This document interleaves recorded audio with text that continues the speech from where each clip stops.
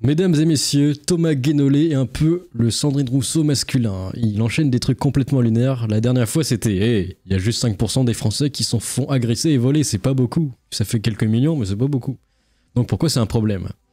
D'ailleurs, si on applique ce raisonnement au VIO, c'est un petit peu le même truc. Donc on s'en fout au final, non? Du coup, Thomas Guénolé, ça tient pas son argument. Et là, il propose quelque chose de lunaire, de vous, toi, devant ton écran, de te faire payer la colonisation de l'Algérie, qui a fait 1 million de morts. Et du coup, maintenant, tu vas raquer, tu vas payer des milliards d'euros, vu que la dette n'est pas assez grande, pourquoi pas l'alourdir encore plus? C'est un génie, Thomas Guénolé. Avec ce crâne, quel vicieux, qui lui, au soleil, écoutons, repentons-nous, jusqu'à la fin des temps, même toi, le paysan, dans la Creuse, tu dois payer. C'est parti, Rick balance le générique. Quand on regarde des politiciens, on voit une belle vitrine. Mais derrière, c'est la guerre. C'est pas les citoyens qui choisissent leurs représentants. C'est qui alors? Les gens importants, on cloue loin de ces emmurs, et un autre grimpe dans les sondages. La politique, ça changera jamais. La France doit indemniser financièrement l'Algérie pour les crimes de la colonisation. Et c'est vous qui allez payer parce que vous êtes les meilleurs. Dame. La France doit indemniser financièrement l'Algérie pour les crimes de la colonisation, comme l'a fait l'Allemagne en 2021, en versant 1,1 milliard d'euros à la Namibie pour les crimes de la colonisation allemande. Un tiers de la population algérienne de l'époque ont été tués pendant la conquête. On parle d'1 million de morts, par des massacres et par la famine provoquée délibérément comme stratégie de conquête, qui a fait en elle-même 400 000 morts. On parle aussi des massacres plus récemment de Sétif, de Guelma, de Kerata en 1945. Là, on est sur plusieurs milliers de morts également. Alors on rappelle, la dernière fois que quelqu'un a trop remboursé un pays, ça a mal fini. C'était le traité de Versailles, je crois. Et après, il y a eu plein de moustachus qui sont débarqués en France et qui ont dépecé la France en deux. Donc moi j'éviterais de faire ça. On parle du code de l'indigénat, c'est-à-dire l'organisation de quelque chose qui est tout simplement l'apartheid en Algérie française, pendant la durée de l'Algérie française. On parle du fait qu'en 1954, 50% des Algériennes accouchaient à la maison, pendant que c'était 8% des femmes colons. On a construit des routes, on a construit des hôpitaux, etc. Je voudrais tordre le cou à cet argument bidon, car la construction des infrastructures a été organisée en priorité pour le pillage des ressources. 3% des propriétaires, c'était les colons, mais ils détenaient à eux seuls 25% des terres et c'était les meilleures terres disponibles. Dans un deuxième temps, les infrastructures servaient au bénéfice des colons qui étaient installés. Par exemple, les écoles étaient de qualité pour les colons mais pas pour les autres. Et on ne laissait que des miettes pour les colonisés. Et du coup, c'est quoi le rapport avec nous en fait? Moi j'en profite pas de ça. Moi je me fais pomper déjà les impôts. 50% de mes revenus vont à l'État. Tu voudrais qu'on passe à 60% pour payer un autre pays? Je sais pas, c'est assez étrange. L'Algérie doit indemniser la France et l'Espagne pour l'avoir envoyé pendant 600 ans à la péninsule. Oui, mais là, c'est pas pareil, c'est soft. C'est la colonisation soft. Je pense sincèrement qu'en termes de coût humain total, si on raisonne comme ça, on ne peut vraiment pas mettre sur le même plan tout ce qui a pu être fait à des colons. Parce que si on demande ça, en vrai, tu demandes à la Mongolie des sommes drastiques, vu qu'ils ont conquis un peu la moitié de l'Eurasie. Bon, voilà. Ou à des Français simplement, par des Algériens. Et en fait, je n'ai pas connaissance que les barbaresques aient fait 1 million de morts, qu'ils aient fait des camps de déportés, etc. Toutes choses qui ont existé pendant la colonisation de l'Algérie. Quand ils ont juste tué Veillot, ça va alors, c'est cool. à l'idée que le système de colonisation... Oui, il est toujours... Guénolé, c'est le maître du sophisme. Il est toujours habitué à un peu tout déformer dans son avantage. On a déjà vu les vidéos précédentes qu'on a fait avant, c'est le déformateur. Eu un bilan éducatif positif. Je ne suis effectivement pas d'accord avec ça, puisque en 1954, vous n'aviez que 15%. Vous n'aviez que 15%. Et après, il coupe quand ça ne l'arrange pas. C'est Guénolé, en fait. Mais oui, bien sûr, on va leur envoyer 1 million de leurs ressortissants. Mais l'Algérie n'en veut pas, c'est ballot pour nous. Mais ça, c'est pas ce qui était prévu. Quel troll, Agathe. Depuis 1962, l'immigration algérienne nous a coûté environ 1100 milliards, un tiers de notre dette si on ajoute les innombrables infrastructures payées par les Français et laissées sur place et les massacres de harkis et d'Européens. La dette de l'Algérie envers la France est impayable. Oh non, pas les stats de Matt Vanguard, elles sont là. Allez regarder les stats si ça vous amuse.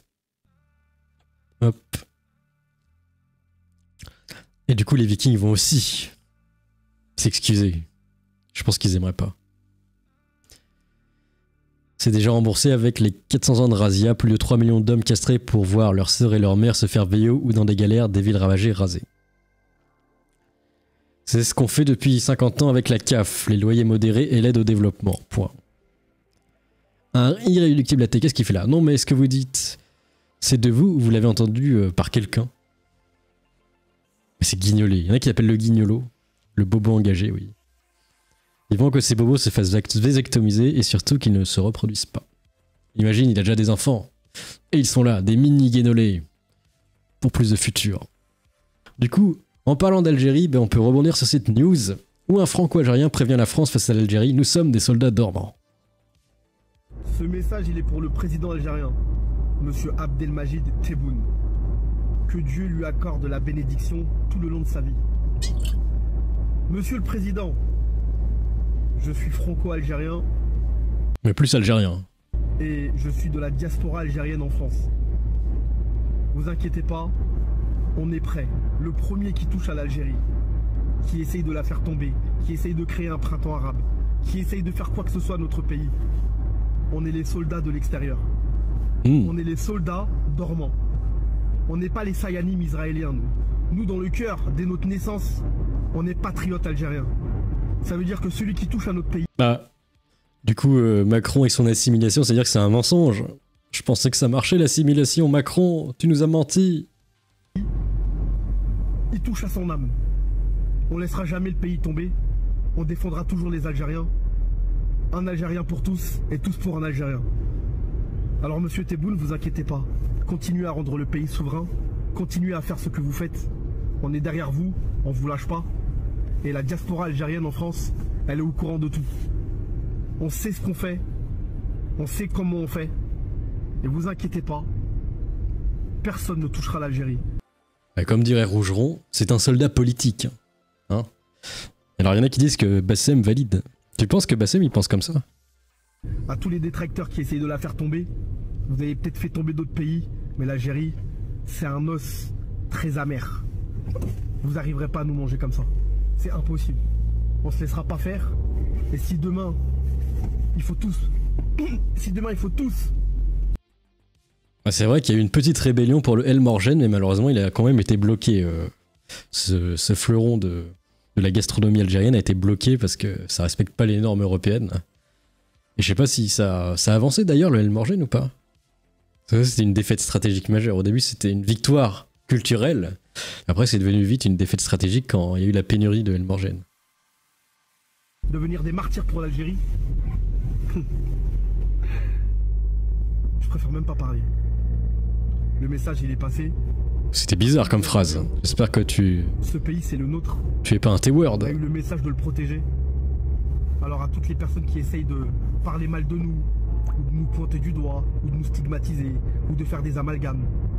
Pas d'amalgame du coup. Faites demi-tour. Faites demi-tour parce que l'Algérie a chassé la France. Et aujourd'hui, l'Algérie, en 2024, elle est plus forte que la France militairement. Aujourd'hui, on... Je pense pas, non. Enfin, Sophie, c'est pas parce que t'as un nom plus important d'hommes, de blindés et d'avions que t'es forcément efficace. Hein. Attention, expert en géopolitique, une fois de plus. Si t'as pas vécu de conflit, c'est un peu compliqué. Surtout si t'as la nuque. La bombe nucléaire, ça résout tout. Déjà, t'as un fort avantage si t'as pas de bombe nucléaire. Et puis la France fait partie de l'OTAN aussi. Donc il y a... T'appelles Donaldo au cas où... Oh Donaldo, ils sont méchants avec moi. Et après, il vient avec toute la flotte de porte-avions et ça finit mal. Donc bon, c'est un peu un sophisme. On vous parle de la France, puissance nucléaire, elle a rien la France. C'est fini, elle a plus rien du tout. Elle a plus rien. Elle peut même pas tenir 3 jours au front. Et puis les missiles nucléaires, ils sont vaporisés, ils n'existent plus en fait. Ils se font wouhou. Ils sont téléportés, ils font oh j'en ai marre, c'est bon. Ok. Elle a même pas assez de munitions pour tenir 3 jours sur le front. Alors ouais, certes, vous avez les Rafales, pour qui vous avez déjà vendu les plans à... Voilà. Et surtout, s'il y a une guerre entre les deux, déjà faut organiser un débarquement, c'est ça le pire. Le débarquement, comment tu le fais logistiquement? Parce que c'est très compliqué, il faut avoir une flotte efficace qui contre l'aviation en même temps. Et où tu débarques aussi, parce que bon, tu vas être attendu. Un débarquement, ça se fait sur... c'est décisif, c'est les premières heures en fait. Si tu te fais laminer les premières heures, bah, il est fini ton débarquement. Donc je sais pas si l'Algérie peut faire un débarquement. Même la France, je sais pas s'il va faire un débarquement en Algérie. Donc au final, ça ferait qu'une guerre stérile entre missiles balistiques. Et le premier qui se fait rayer de la carte se fait vaporiser, perd en fait. C'est une guerre un peu bizarre. Ce serait plus de drones, de bombardements et de missiles. Super. Après oui, après il y a peut-être les agents dormants comme lui qui peuvent faire tourner la balance. Mais je sais pas. Parce que eux aussi ils ont pas de munitions techniquement. Dans les banlieues, oui, il y a des armes, mais il n'y a pas beaucoup de munitions. Pour faire une guerre, faut avoir beaucoup de munitions. Si t'as pas beaucoup de munitions, tu peux pas faire de tir de suppression, de tir de couverture. Et après t'as plus de munitions, tu peux même plus tuer de gens et t'es en mode oh bah tant pis je meurs. Oui, l'Algérie est dépendante de la Russie. Mais après c'est compliqué. Si l'Algérie s'allie avec la Russie, enfin non c'est pas possible parce qu'elle est déjà occupée en Ukraine, c'est pas possible. Donc voilà, qu'est-ce que vous pensez de cet expert agent dormant? Comme dirait Psyodélique, est-ce que c'est des terreaux dormants? Bah oui, c'est des terreaux qui dorment en fait, c'est bizarre. Bref, qu'est-ce que vous pensez de ces news? Laissez vos avis dans les commentaires. Allez, à plus, Mogus.